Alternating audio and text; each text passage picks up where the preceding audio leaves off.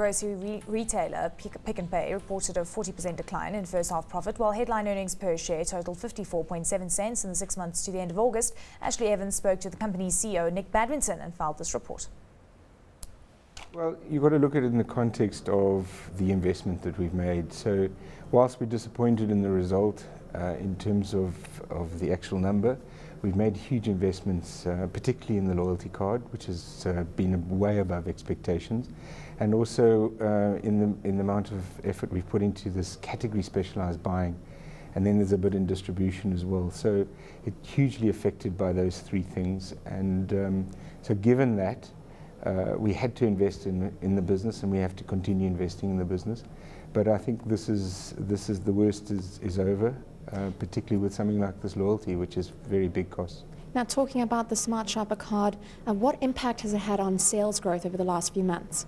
So from the 6 months growth that we're analysing, it's definitely had an effect on us. We would have hoped for a little bit more growth. So we're estimating around about 3 to 3.5% directly attributable to the card. But, you know, the benefits from the card are very important. We've thanked our customers for loyalty, and we're getting some good insights. Now, what was the effective cost to the growth margin provisions for the redemption that you've had to make? So the redemption that we're currently at a level of about 0.4. And obviously that, as the card grows, that'll go slightly higher. So 55% of the current sales is being swiped on loyalty. And then, you know, there are ways that you can bring that down by ensuring that the suppliers come on board, and a lot of them have come on board. So there's a certain amount of all the double points and triple points being funded by the suppliers. So in the whole, around about 0.4 at the moment. Now, how do you see the competitive landscape with ShopRite?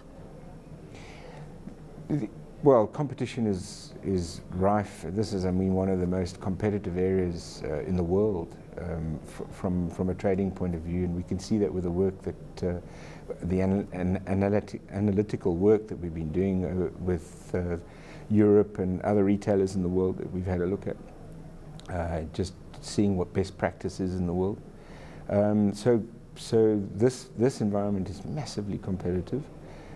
But having said that, you know, we're faced with some really big input costs coming, you know, particularly on the electricity side and the fuel side.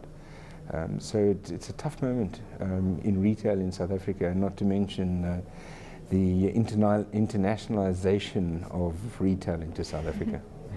Now, are you continuing to achieve the efficiencies in your distribution centres, and how far are you from reaching those targets? Well, we've had a good improvement in the distribution centre, particularly Longmeadow, but we've got a long way to go with this distribution journey, so to speak. We've got another 4 to open. We're really looking at all of these just to make sure that we take the learnings from Longmeadow and we don't, or the non-learnings, put it that way, and repeat that. And Longmeadow itself, the distribution centre in Gauteng, we've had some great improvements in the cost per case, something around about 10%, particularly in the grocery side. We've got a long way to go though. And at what point will this advance the shareholder value? Well, in time, you know, the next tranche of work has got to be in getting the category buying linked to the distribution, linked to the store operations side, and then you'll see huge efficiencies start to flow from that. It's going to take another 24 months, but we will start to see improvements, incremental improvements on a slower basis into the next 6 months as well. Now that you've had the sale of Franklin's for 1.3 billion rand, what is the progress on that, and will this money be redeployed in distribution centres? So half the money is back already and in the cash, and that's happened in the last couple of weeks. Half is still over there. We've left it there because the court case is still pending. And it will be redeployed in the transformation program, not necessarily just for distribution centres. Now, there's been little mention of the retrenchment of 3,000 of your employees. Can you give us some clarity on the situation right now and what the cost of this retrenchment is going to mean for Pick n Pay? Last week we deadlocked in the CCMA with the union on the issue, and we we put a proposal forward to the union. It hasn't been accepted, and we really would like to reach an agreement with the union, because there is a chance that we wouldn't have to retrench. But if we don't get the agreement with the union, then we may be forced to still carry out the retrenchments. It's very difficult to put a cost to it, but the important thing for us is to get our people working at the times that our customer wants them there. So that's the most important thing for us. Over the 15 years, the customer shift has changed the patterns have changed to weekends, and that's when we need the people. Now, what is the role of Richard van Rensburg? What role is he playing? And how are the two of you working together now? So Richard's come in as Deputy CEO to take over the transformation program for me and just to take a load off my back.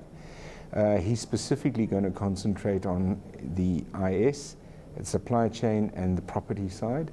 And already he has taken a huge load off the CEO's shoulders, so it will enable me to concentrate on the daily running of the business, the sort of now part, and he's going to sort of look at the future and just put it into integration plan and how it all works together. So he's only just come in. He's obviously been on the non-exec side, and so far has already taken a load off. Well, that was Ashlea Evans chatting to Nick Badminton, the CEO of Pick n Pay.